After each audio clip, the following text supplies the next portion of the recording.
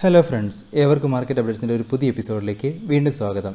അങ്ങനെ വീണ്ടും fresh record ഹൈയിലേക്കുള്ള റാലികളാണ് Indian മാർക്കറ്റുകളിൽ കാണാനായിട്ടുണ്ടായിരുന്നത്. നിഫ്റ്റിയിൽ നോക്കിക്കഴിഞ്ഞാൽ 147 പോയിൻറ്റ്സിൻ്റെ ഗെയിനോടുകൂടി 15,552 ക്ലോസ് ചെയ്തു. സെൻസെക്സിൽ ഏകദേശം 514 പോയിൻറ്റ്സിൻ്റെ ഗെയിനോടുകൂടി 51,937 ബാങ്ക് നിഫ്റ്റിയിൽ 385 പോയിൻറ്റ്സിൻ്റെ ഗെയിനോടുകൂടി 30,526 ക്ലോസ് ചെയ്തിട്ടുണ്ടായിരുന്നത്. അതുപോലെ തന്നെ ഇന്നത്തെ ഒരു നിഫ്റ്റിയുടെ ഒരു പിക്ചർ നോക്കിക്കഴിഞ്ഞാൽ പ്രധാനമായിട്ടും മെറ്റൽ സെക്ടർ ആയിരുന്നു ഏറ്റവും കൂടുതൽ റാലി ഇന്ത്യൻ മാർക്കറ്റിന് കൊടുത്തിട്ടുണ്ടായിരുന്നത്.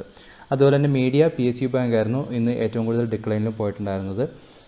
ഇനി അതുപോലെ തന്നെ നിഫ്റ്റിയിൽ നോക്കിക്കഴിഞ്ഞാൽ JSW steel, ICICI bank, Reliance, Airtel, Tata steel ഇവരായിരുന്നു ടോപ്പ് പെർഫോമിംഗ് സ്റ്റോക്സായിട്ട് നിന്നത്. അതുപോലെ തന്നെ മിഡ് ക്യാപ്പിലും സ്മോൾ ക്യാപ്പിലും വന്നു കഴിഞ്ഞാൽ അവിടെയും ഇന്നൊരു ചെറിയ ഗെയിനോട് കൂടിയുള്ള എൻഡിങ് ആയിരുന്നു കാണാനായിട്ടുണ്ടായിരുന്നത്.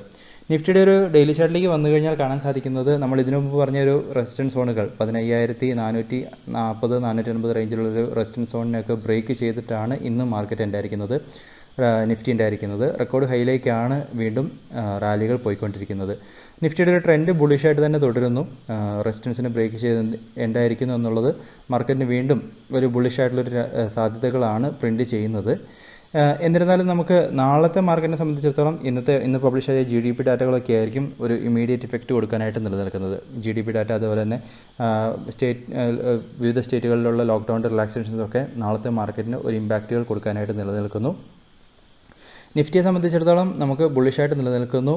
വരും ദിവസങ്ങളിൽ ഈ ഒരു 15,450 റേഞ്ചുകൾ ഹോൾഡ് ചെയ്യുകയാണെങ്കിൽ അപ്സൈഡ് റാലികൾ തുടരാനുള്ള സാധ്യതകൾ പ്രതീക്ഷിക്കാം നമുക്ക് നിഫ്റ്റിയിൽ. എന്നിരുന്നാലും ഒന്ന് കോഷ്യസ് ആയിട്ടുള്ള സ്റ്റാൻഡുകൾ ഇനി വരും ദിവസങ്ങളിൽ എടുക്കുന്നത് നല്ലതായിരിക്കും. കാരണം നമ്മൾ ഇതിനു മുമ്പ് കണ്ടൊരു വാർത്തയായിരുന്നു RBI മാർക്കറ്റിലൊരു ബബിൾ ഫോർമേഷനുള്ള സാധ്യതകളൊക്കെ പ്രഡിക്റ്റ് ചെയ്തത്. എന്നിരുന്നാലും അത് പ്രഡിക്റ്റ് ചെയ്തതുപോലെ ഉണ്ടായില്ല എങ്കിലും നമുക്കത് എപ്പോൾ ഉണ്ടാവും എന്ന് പ്രതീക്ഷിക്കാൻ സാധിക്കത്തില്ല.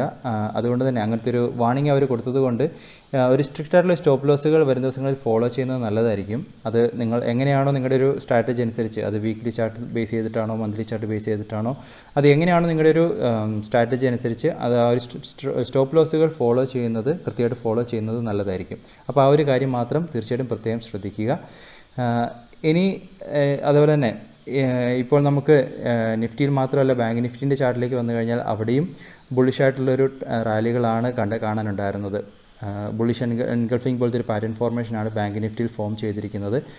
ബാങ്ക് നിഫ്റ്റിയും ബുള്ളിഷായിട്ട് തുടരുന്ന സാധ്യതകളാണ് കാണാനായിട്ടുള്ളത്. ബാങ്ക് നിഫ്റ്റിയെ സംബന്ധിച്ചിടത്തോളം വരും ദിവസങ്ങളിൽ 35,220 ആ ഒരു റേഞ്ചിനെ ഹോൾഡ് ചെയ്യാൻ സാധിക്കുകയാണെങ്കിൽ അപ്സൈഡിനുള്ളൊരു സാധ്യതകൾ നമുക്ക് ബാങ്ക് നിഫ്റ്റിയിൽ പ്രതീക്ഷിക്കാം. ഏകദേശം 36,000 വരെയുള്ള റാലികൾ നമുക്ക് പ്രതീക്ഷിക്കാം. അല്ല എന്നുണ്ടെങ്കിൽ 35,000 റേഞ്ചുകൾ ഒരു ഇമ്മീഡിയറ്റ് സപ്പോർട്ട് സോൺസ് ആയിട്ട് ബാങ്ക് നിഫ്റ്റിക്ക് നിലനിൽക്കുന്നുണ്ട്. ഇനി ഇന്നത്തെ ഒരു ഗ്ലോബൽ മാർക്കറ്റിൻ്റെ സിറ്റുവേഷൻസിലേക്ക് നോക്കുകയാണെങ്കിൽ US മാർക്കറ്റിൽ ഇന്നൊരു ഫ്ലാറ്റ് ആയിട്ടുള്ളൊരു ട്രേഡിംഗ് ആണ് ഇതുവരെ കാണാനായിട്ടുള്ളത് US ഫീച്ചേഴ്സിൽ. അതുപോലെ തന്നെ യൂറോപ്യൻ മാർക്കറ്റുകളിലേക്ക് വന്നു കഴിഞ്ഞാൽ അവിടെയും ഒരു മിക്സഡ് ട്രെൻഡ് നിലനിൽക്കുന്നു. FTSE ഒരു ഫ്ലാറ്റ് ആയിട്ടുള്ളൊരു ട്രേഡിങ്ങിലാണ് കാണാനുള്ളത്. ഏഷ്യൻ മാർക്കറ്റുകൾ നോക്കിക്കഴിഞ്ഞാൽ അവിടെയും മിക്സഡ് ട്രെൻഡാണ്. SGX നിഫ്റ്റി 14 പോയിൻറ്റ്സ് ഡൗൺ അപ്പിൽ ട്രേഡ് ആയിക്കൊണ്ടിരിക്കുന്നു. ഗോൾഡിൻ്റെ പ്രൈസിലും ഒരു വർധനവ് ഉണ്ടായിട്ടുണ്ട്.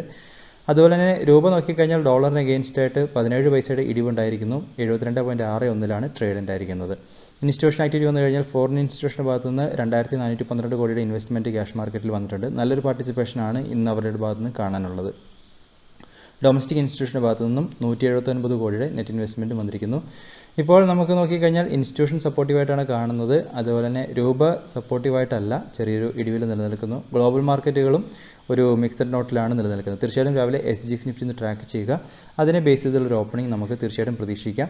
എന്നിരുന്നാലും ഒരു ബുള്ളിഷ് ട്രെൻഡാണ് നമുക്ക് നിഫ്റ്റിയിൽ നിലനിൽക്കുന്നത്. എന്നിരുന്നാലും ഒരു കോഷ്യസ് ആയിട്ടുള്ളൊരു സ്റ്റാൻഡുകൾ എടുക്കുന്നത് നല്ലതായിരിക്കും. ഷോർട്ട് ടൈമിലൊക്കെയുള്ള ഒരു കറക്ഷൻസ് നമുക്ക് പ്രതീക്ഷിക്കാം വരും ദിവസങ്ങളിൽ. കാരണം ഒരു ഓവർബോട്ട് റീജിയനിലേക്ക് നിഫ്റ്റി എത്തുന്നു എന്നുള്ളത് കൊണ്ട്.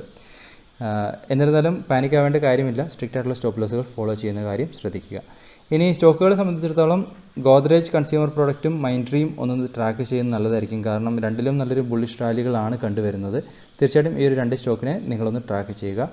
ഇനി ഇന്നത്തെ പ്രധാനപ്പെട്ട അപ്ഡേറ്റുകളിലേക്ക് പോവുകയാണെങ്കിൽ ആദ്യമേ തന്നെ ഇന്ത്യയുടെ ഈ ഒരു കഴിഞ്ഞ ഫിനാൻഷ്യൽ ഇയർ 2020-21 കാലഘട്ടത്തിലെ GDP ഡാറ്റ പബ്ലിഷ് ആയിട്ടുണ്ടായിരുന്നു. അത് നോക്കിക്കഴിഞ്ഞാൽ ഇന്ത്യൻ GDP 7.3% കോൺട്രാക്ഷൻ ആണ് ഉണ്ടായിരിക്കുന്നത്. ചുരുക്കമാണ് വന്നിരിക്കുന്നത്. എന്നിരുന്നാലും എസ്റ്റിമേറ്റ് ചെയ്തത് 8%. അത് വെച്ച് നോക്കുമ്പോൾ ഒരാശ്വാസകരമായിരിക്കുന്നു എന്നാണ് കാണാനുള്ളത്. അതിൽ ഒരു സെക്ടർ വൈസ് നോക്കിക്കഴിഞ്ഞാൽ അഗ്രികൾച്ചർ സെക്ടറാണ് ഏറ്റവും കൂടുതൽ ഗ്രോത്ത് രജിസ്റ്റർ ചെയ്തിരിക്കുന്നത്. 3.1% വളർച്ചയാണ് അഗ്രികൾച്ചർ സെക്ടറിൽ ഒരു ആവറേജായിട്ട് ശരാശരിയായിട്ട് ഉണ്ടായിരിക്കുന്നത്. അതുമാത്രമല്ല, ഈ ഒരു കഴിഞ്ഞ വർഷം മുഴുവൻ നോക്കിക്കഴിഞ്ഞാൽ ലോക്ക്ഡൗണിൻ്റെ കാലഘട്ടത്തിലും എല്ലായിടത്തും തന്നെ ഷൈൻ ചെയ്തതും അഗ്രികൾച്ചർ സെക്ടറായിരുന്നു. ഒരു റെസിലിയൻ്റ് ആയിട്ട് നിന്ന സെക്ടർ എന്ന് പറയാനും ഇവരാണ് ഉള്ളത്.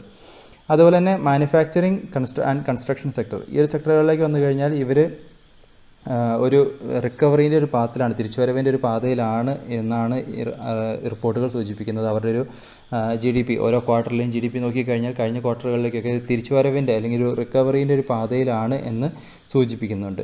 അതിൽ തന്നെ ഏറ്റവും കൂടുതൽ അടി വാങ്ങിയ സെക്ടർ എന്ന് പറയുന്നത് സർവീസ് സെക്ടറാണ്. ഹോസ്പിറ്റാലിറ്റി അതുപോലെ തന്നെ കമ്മ്യൂണിക്കേഷൻ സെക്ടറുകളിലാണ് ഏറ്റവും കൂടുതൽ ഇമ്പാക്റ്റുകൾ, ലോക്ക്ഡൗണിൻ്റെയും കൊറോണൻ്റെയും ഇമ്പാക്റ്റുകൾ വന്നതായിട്ട് നിലനിൽക്കുന്നത്. ഏകദേശം 18% കോൺട്രാക്ഷനാണ് ഈ ഒരു സെക്ടറിൽ വന്നിരിക്കുന്നത്. അപ്പോൾ അതും റിക്കവറി കുറച്ച് ഡിലേ ആവും എന്ന രീതിയിലും റിപ്പോർട്ടുകളിൽ കാണുന്നു. അപ്പോൾ ഇതാണ് ഇന്ന് ഒരു GDP ഡാറ്റയായിട്ട് വന്നിരിക്കുന്നത്. തീർച്ചയായിട്ടും ഇതിൻ്റെ ഇഫക്റ്റുകൾ നമുക്ക് നാളത്തെ മാർക്കറ്റിൽ പ്രതീക്ഷിക്കാം. ഇനി അതുപോലെ തന്നെ മോർഗൻ സ്റ്റാൻലിൻ്റെ ഭാഗത്തു നിന്നും സ്റ്റീൽ സെക്ടറിനെ സംബന്ധിച്ചിടത്തോളം വന്ന അപ്ഡേറ്റുകൾ നോക്കിക്കഴിഞ്ഞാൽ ഈ ഒരു വരുന്ന ജൂൺ ഫസ്റ്റ് വീക്കിൽ ഒരു സ്റ്റീൽ പ്രൈസിൻ്റെയൊക്കെ ഒരു വിലവർദ്ധനവ് വരാനുള്ള സാധ്യതകൾ ഉണ്ട് എന്ന രീതിയിലാണ് അവർ പ്രെഡിക്റ്റ് ചെയ്തിരിക്കുന്നത്. അതുപോലെ തന്നെ ഇപ്പോൾ നോക്കിക്കഴിഞ്ഞാൽ ഇപ്പോൾ ഓട്ടോ കമ്പനികളൊക്കെ ഒരു മെയിൻ്റനൻസ് ഷട്ട് ഡൗൺ, അതുപോലെ തന്നെ കൊറോണയുടെ ബന്ധപ്പെട്ടൊക്കെ ലോക്ക്ഡൗണിൽ ഒരു ഷട്ട് ഡൗണിലൊക്കെയാണ് നിലനിൽക്കുന്നത്. ഇപ്പോൾ ഇന്ന് നോക്കിക്കഴിഞ്ഞാൽ ഇസുസു ഒക്കെ ആണെങ്കിലും ഒരു ഷട്ട് ഡൗൺ അനൗൺസ് ചെയ്തിട്ടുണ്ടായിരുന്നു. അപ്പം ഈ ഒരു കാലഘട്ടത്തിൽ വരുന്ന ഈ ഒരു ക്വാർട്ടറിലൊക്കെ അവരുടെ ഒരു സ്റ്റീൽ കൺസംഷൻ കുറവായിരിക്കും. എന്നിരുന്നാലും ഇത് കഴിഞ്ഞ് വരുന്ന ക്വാർട്ടറുകളിലേക്ക് വരുമ്പോൾ, പ്രത്യേകിച്ചും സെപ്റ്റംബർ ക്വാർട്ടർ അതുപോലെ ഡിസംബർ ക്വാർട്ടറിലേക്ക് വരുമ്പോൾ സ്റ്റീൽ കൺസംഷൻ വീണ്ടും കൂടാനുള്ള സാധ്യതകളും ഇവർ പ്രഡിക്റ്റ് ചെയ്യുന്നു. അതുകൊണ്ട് തന്നെ സ്റ്റീൽ സെക്ടർ ആ ഒരു സമയങ്ങളിൽ ഈ ക്വാർട്ടർ കഴിയുന്നതോടുകൂടി വീണ്ടും ഒരു ലൈം ലൈറ്റിലേക്ക് അല്ലെങ്കിൽ ഒരു ഫോക്കസിലേക്ക് വരാനുള്ള സാധ്യതകളാണ് മോർഗൻ സ്റ്റാൻലി പ്രഡിക്റ്റ് ചെയ്തിരിക്കുന്നത്. ഇനി അടുത്തായിട്ട് ഓർഡർ വിന്നുകളിലേക്ക് വന്നു കഴിഞ്ഞാൽ ജെകുമാർ ഇൻഫ്ര അവർ ഏകദേശം 1307 കോടി വർത്ത് ചെയ്യുന്ന project Mumbai metropolitan region development അതോറിറ്റിയുടെ ഭാഗത്തു നിന്നും വിൻ ചെയ്തിരിക്കുന്നു. അതുപോലെ തന്നെ TVS മോട്ടോഴ്സിനെ സംബന്ധിച്ചിടത്തോളം ഒരു ഗുഡ് ന്യൂസ് എന്ന് പറയാനുള്ളത് അവരുടെ ആദ്യത്തെ ഷോറൂം ഇറാഖിൽ ആരംഭിച്ചിരിക്കുകയാണ്, ബാഗ്ദാദിൽ. അവിടെ അവരുടെ രണ്ട് പ്രൊഡക്റ്റുകളാണ് ലോഞ്ച് ചെയ്യുക എന്നാണ് അപ്ഡേറ്റുകളിൽ കാണിച്ചിരിക്കുന്നത്. ഇനി അതുപോലെ തന്നെ ഇൻ്റലക്ട് ഡിസൈൻ അരീനയെ സംബന്ധിച്ചിടത്തോളം കനേഡിയൻ വെസ്റ്റേൺ ബാങ്ക് ആയിട്ട് അവരൊരു പാർട്ട്ണർഷിപ്പിലേക്ക് വന്നിട്ടുണ്ട്. കനേഡിയൻ വെസ്റ്റേൺ ബാങ്കിൻ്റെ ഡിജിറ്റൽ ട്രാൻസ്ഫോർമേഷൻ ഏറ്റെടുക്കുക എന്ന രീതിയിലാണ് പേയ്മെൻറ്റുമായിട്ട് ബന്ധപ്പെട്ടുള്ള ഡിജിറ്റൽ ട്രാൻസ്ഫോർമേഷൻ ഏറ്റെടുക്കാനാണ് ഈ ഒരു പാർട്ട്ണർഷിപ്പ് എന്നാണ് അറിയിച്ചിരിക്കുന്നത്. അതുപോലെ തന്നെ മറൈൻ ഇലക്ട്രിക്കൽസിനെ സംബന്ധിച്ചിടത്തോളം ഈ കഴിഞ്ഞ ഏപ്രിൽ മാസം അവർ ഏകദേശം 40 കോടി വർത്ത് ചെയ്യുന്ന ഓർഡറുകൾ വിൻ ചെയ്തിരിക്കുന്നു എന്ന രീതിയിൽ അപ്ഡേറ്റുകളിൽ പറഞ്ഞിട്ടുണ്ട്. ഇനി അടുത്തായിട്ട് Q4 റിസൾട്ടുകളിലേക്ക് വരുമ്പോൾ കെംകോൺ സ്പെഷ്യാലിറ്റിയുടെ Q4ലേക്ക് നോക്കിക്കഴിഞ്ഞാൽ 58% വളർച്ചയാണ് അവർക്ക് നെറ്റ് പ്രോഫിറ്റിൽ ഉണ്ടായിരിക്കുന്നത്. 45 കോടി നെറ്റ് പ്രോഫിറ്റായിട്ട് റിപ്പോർട്ട് ചെയ്തിരിക്കുന്നു. കഴിഞ്ഞ വർഷം മാർച്ച് ക്വാർട്ടറിൽ അവർക്ക് 9.8 കോടിയുടെ നെറ്റ് പ്രോഫിറ്റായിരുന്നു നിലനിന്നത്. റവന്യൂ നോക്കിക്കഴിഞ്ഞാൽ അവിടെയും 37% വളർച്ചയാണ് ഉണ്ടായിരിക്കുന്നത്. 71.5 കോടി വരുമാനമായിട്ട് കാണിച്ചിരിക്കുന്നു. കഴിഞ്ഞ വർഷം മാർച്ച് ക്വാർട്ടറിൽ അത് 52 കോടിയുടെ അടുത്തായിരുന്നു നിലനിന്നത്. അടുത്തായിട്ട് മാർക്സ് ആൻഡ് ഫാർമയുടെ Q4ലേക്ക് വരുമ്പോൾ നെറ്റ് പ്രോഫിറ്റിൽ 86% വളർച്ച ഉണ്ടായിരിക്കുന്നു. 79 കോടി നെറ്റ് പ്രോഫിറ്റായിട്ട് കാണിച്ചിരിക്കുന്നു. കഴിഞ്ഞ മാർച്ച് ക്വാർട്ടറിൽ അവർക്ക് 42 കോടിയായിരുന്നു നിലനിന്നത്. എന്നിരുന്നാലും റവന്യൂവിൽ 1.5% ഡിക്ലൈനാണ്, ഒരു കുറവാണ് അവർക്കുണ്ടായിരിക്കുന്നത്. 330 കോടി കാണിച്ചിരിക്കുന്നു. കഴിഞ്ഞ വർഷം അവർക്ക് 335 കോടിയായിരുന്നു നിലനിന്നത്. അടുത്തായിട്ട് അരബിന്ദോ ഫാർമയിലേക്ക് വരുമ്പോൾ 7.2% ഡിപ്പാണ് അവർക്ക് Q4 നെറ്റ് പ്രോഫിറ്റിൽ ഉണ്ടായിരിക്കുന്നത്. 801 കോടി അവർക്ക് നെറ്റ് പ്രോഫിറ്റായിട്ട് റിപ്പോർട്ട് ചെയ്തിരിക്കുന്നു. 864 കോടിയായിരുന്നു കഴിഞ്ഞ മാർച്ച് ക്വാർട്ടറിൽ നിലനിന്നത്. അതുപോലെ തന്നെ വരുമാനത്തിലും 2.5% ഡിപ്പ് ഉണ്ടായിരിക്കുന്നു.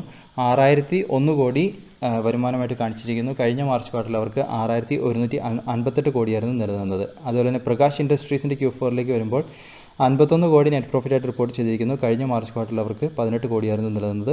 റവന്യൂ നോക്കിക്കഴിഞ്ഞാൽ 59% വളർച്ചയാണ് ഉണ്ടായിരിക്കുന്നത്. 1032 കോടി റവന്യൂ ആയിട്ട് കാണിച്ചിരിക്കുന്നു. കഴിഞ്ഞ മാർച്ച് ക്വാർട്ടറിൽ അവർക്ക് 647 കോടിയായിരുന്നു നിലനിന്നത്. അപ്പോൾ ഇതൊക്കെയാണെന്ന് പറയാനുള്ള പ്രധാനപ്പെട്ട അപ്ഡേറ്റുകളായിട്ടുള്ളത്. തീർച്ചയായിട്ടും ഈ ഒരു ഡാറ്റകളൊക്കെ നിങ്ങളുടെ അനാലിസിസിനായിട്ട് ഉപയോഗിക്കുക. കണ്ടെത്തുന്ന കാര്യങ്ങളൊക്കെ തീർച്ചയായിട്ടും ഷെയർ ചെയ്യുക. പുതിയ അപ്ഡേറ്റ്സ് ഒക്കെ ആയിട്ട് നമുക്ക് വീണ്ടും കാണാം. അതുവരെ this is Tony signing off.